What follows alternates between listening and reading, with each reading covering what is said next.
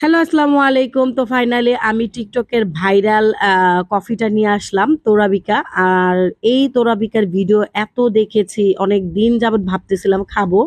যদিও আমি হচ্ছে চা লাভার, কফি লাভার না। মানে কোল্ড কফিটা পছন্দ করি, কিন্তু হট কফি তেমন একটা খাওয়া হয় না। তো আজকে নিয়ে আসলাম। প্রথমে কেটে এটা সম্পূর্ণটা ঢেলে দিব একটা মগে, পরিমাণ মতো আর কি দুধ ইউজ করব। তো দুধটা যখন দিচ্ছিলাম তখন অনেক সুন্দর একটা স্মেল আসতেছিল মাশাল্লাহ। আর তখন মনে হয়েছে না ভালো কিছুই হবে।